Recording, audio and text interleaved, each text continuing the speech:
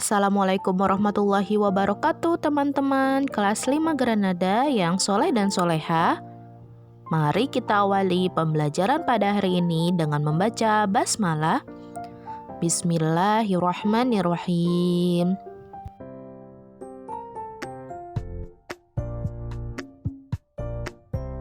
Hari ini kita akan belajar tematik, tema 9, subtema 1, muatan IPS.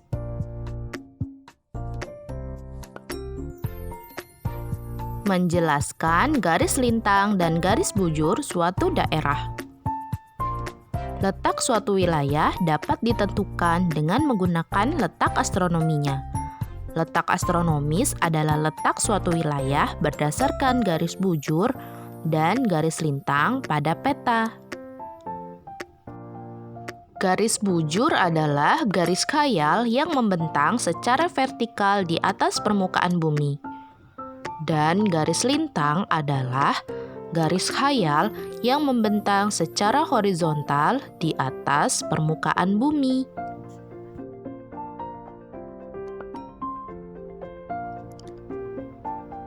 Garis lintang dan bujur memiliki fungsi yang berbeda.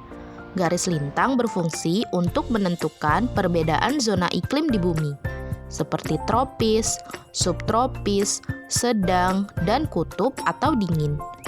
Garis bujur berfungsi untuk menentukan pembagian waktu di seluruh permukaan bumi. Setiap jarak 15 derajat ke arah bujur timur atau barat akan menunjukkan selisih waktu sebanyak 1 jam atau 60 menit. Letak astronomis Indonesia pada garis 6 derajat lintang utara sampai 11 derajat lintang selatan dan 95 derajat bujur timur sampai 141 derajat bujur timur. Indonesia merupakan salah satu negara yang dilalui oleh garis khatulistiwa. Garis khatulistiwa atau ekuator adalah garis khayal yang membagi bumi menjadi dua belahan, yaitu bumi bagian utara dan selatan. Garis khatulistiwa bertepatan dengan garis lintang 0 derajat.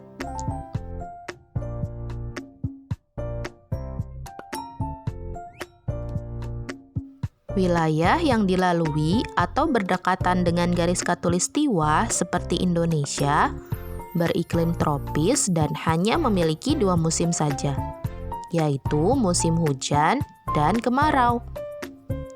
Wilayah tropis mendapat sinar matahari sepanjang tahun, sehingga dapat selalu ditanami tumbuhan.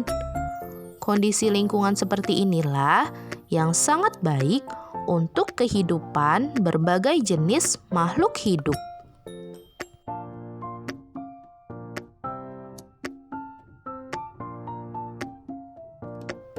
Kenampakan alam Indonesia.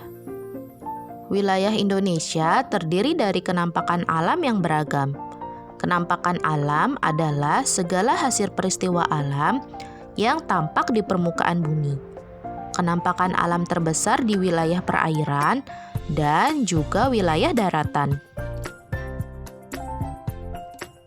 Contoh kenampakan alam di wilayah perairan adalah sebagai berikut. Yang pertama, laut.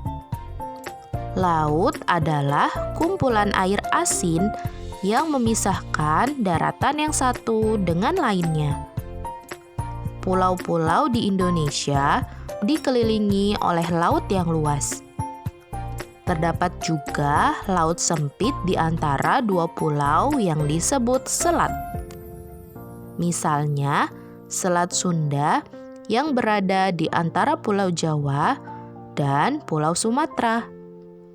Laut dimanfaatkan oleh manusia sebagai tempat mencari ikan, olahraga air, serta sarana transportasi antar pulau. 2. Sungai. Sungai adalah aliran air yang panjang dan besar yang berada di daratan. Aliran sungai mengalir dari hulu atau pegunungan ke hilir atau muara. Sungai biasanya dimanfaatkan sebagai irigasi lahan pertanian, pertambakan, dan sarana olahraga air.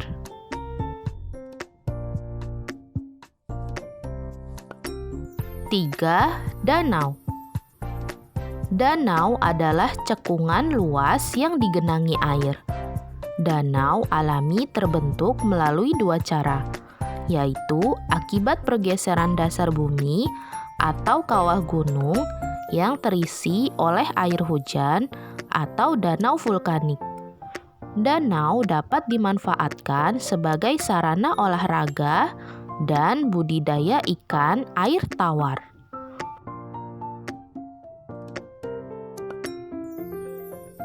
Selanjutnya yaitu contoh kenampakan alam di wilayah dataran adalah sebagai berikut. Yang pertama, dataran tinggi. Dataran tinggi adalah dataran luas yang memiliki ketinggian 200 sampai 600 meter di atas permukaan laut. Dataran tinggi biasanya memiliki udara yang sejuk sehingga dimanfaatkan sebagai tempat peristirahatan dan tempat wisata. Selain itu, dataran tinggi juga dimanfaatkan untuk kegiatan perkebunan teh.